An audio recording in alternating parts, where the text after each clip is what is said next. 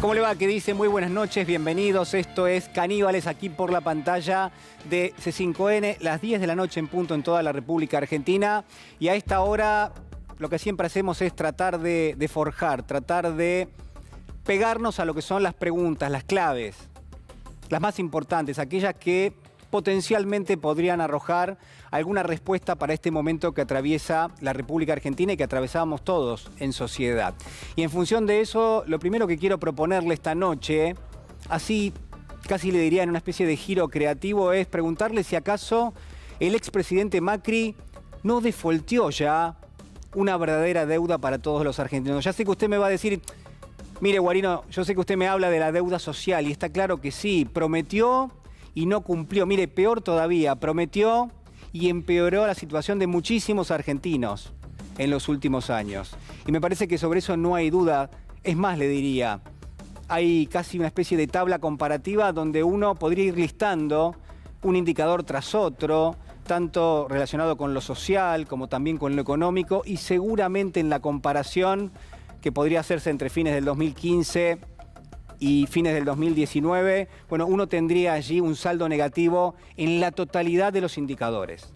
Y usted sabe que esto es fácilmente chequeable y que lo hemos hecho una y otra vez.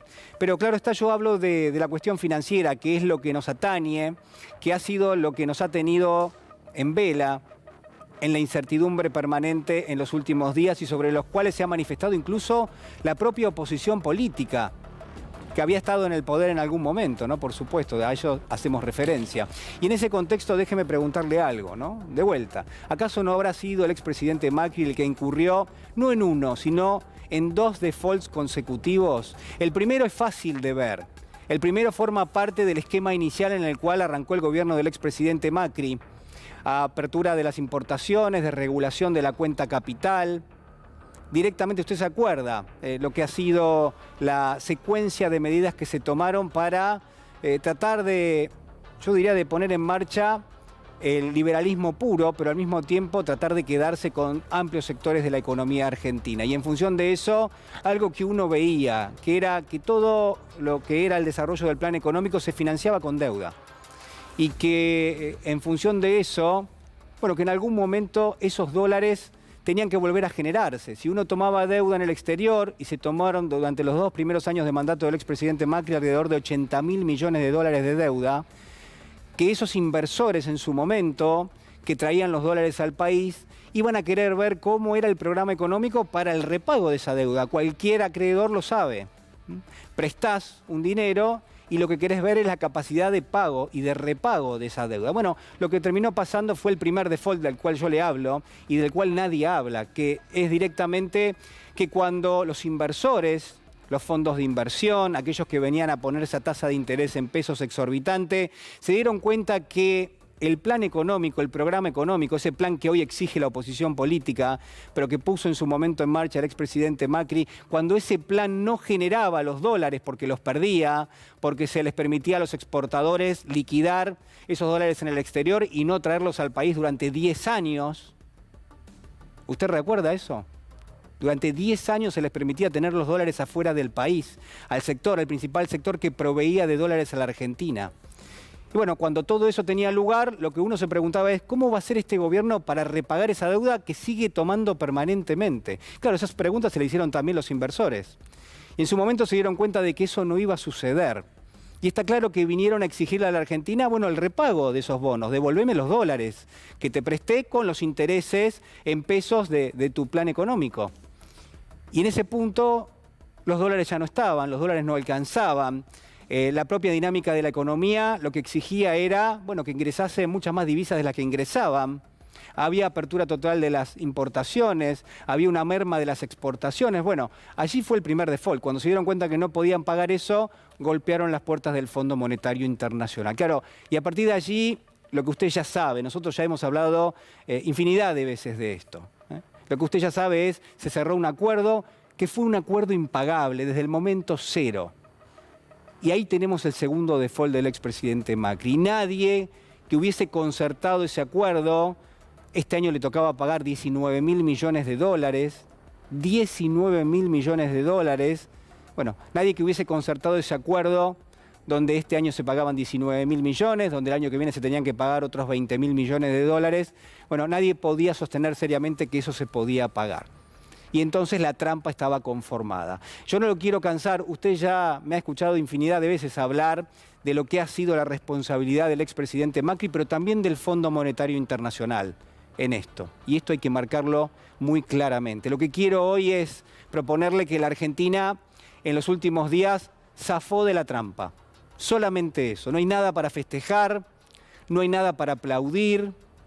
Es más, uno quisiera que el gobierno, bueno, que no cantase victoria, ¿no?, con todo esto.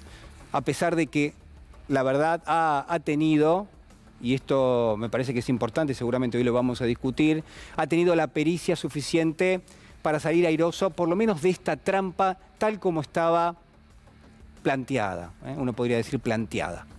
Donde cualquier decisión que se tomase iba a ser igualmente dañina, y donde el gobierno optó por la que menos daño se suponía que le infligía no a todos los argentinos, sino a aquellos argentinos que menos tienen, que son muchísimos en nuestro país, porque siempre las crisis las terminan pagando los mismos, usted ya sabe, y porque evidentemente cuando viene el Fondo Monetario siempre terminaba exigiendo lo mismo, como probablemente termine exigiendo más adelante. Solamente que ahora, por lo menos en el corto plazo, pareciera que las condiciones fueron distintas. A partir de este punto, lo que quiero marcarles es lo que viene, pero antes quiero compartir con usted cómo el presidente de la Nación anunciaba hace algunos días nada más, bueno, que se había cerrado un acuerdo con el Fondo Monetario. Quiero anunciarles que el gobierno de la Argentina ha llegado a un acuerdo con el Fondo Monetario Internacional. Gobernar es un ejercicio de responsabilidad. Sufríamos un problema y ahora tenemos una solución. Teníamos una soga al cuello, una espada de Damocles, y ahora tenemos un camino que podemos recorrer. Sin acuerdo, no teníamos un horizonte de futuro. Con este acuerdo podemos ordenar el presente y construir un futuro. En comparación con otros anteriores que la Argentina firmó, y es bueno recordarlo, este acuerdo no contempla restricciones que posterguen nuestro desarrollo. No restringe, no limita, no condiciona los derechos de nuestros jubilados que recuperamos en el año 2020.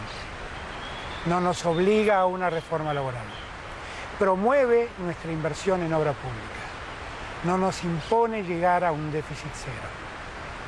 No impacta en los servicios públicos, no relega nuestro gasto social y respeta nuestros planes de inversión en ciencia y tecnología.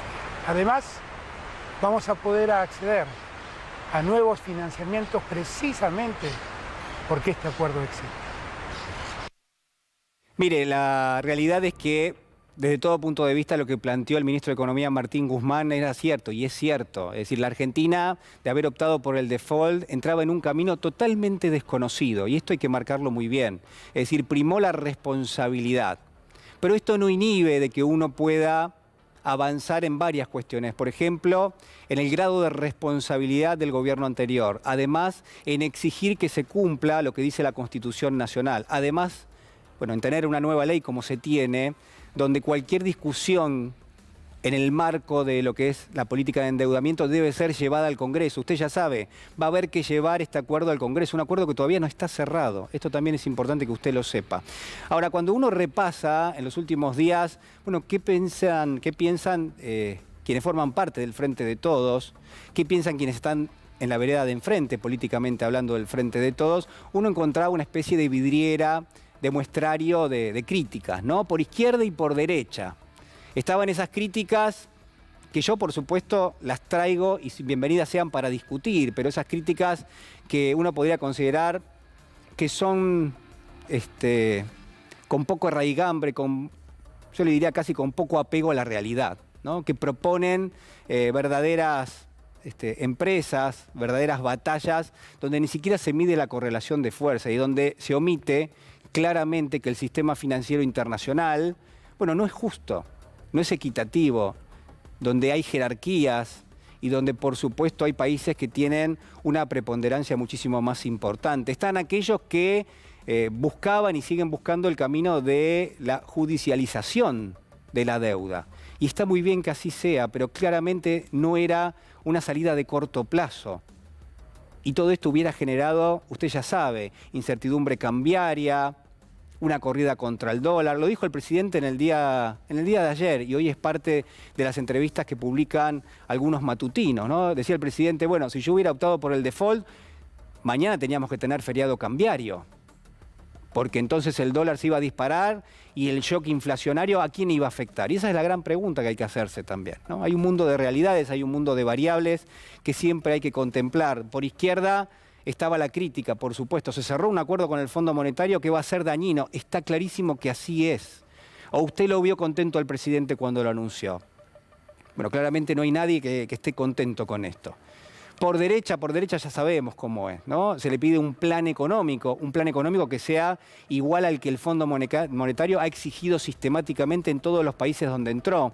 Y quizás aquí es la variable que yo quiero marcar esta noche. Hay pequeñas diferenciaciones que son importantísimas, que son relevantes, sobre todo en el corto plazo, que es donde el propio Fondo Monetario muchas veces termina ahogando, termina asfixiando a los países. Y entonces en ese contexto esto se dio. Aparte, bueno, hay que tener en cuenta varias cosas. Por ejemplo, lo que decía el expresidente de Uruguay, José Pepe Mujica. Escúchelo.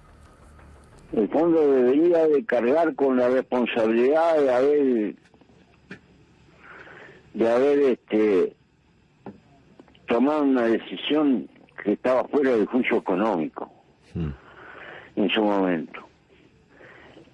Pero tengo entendido que el gobierno argentino lo que pide es tiempo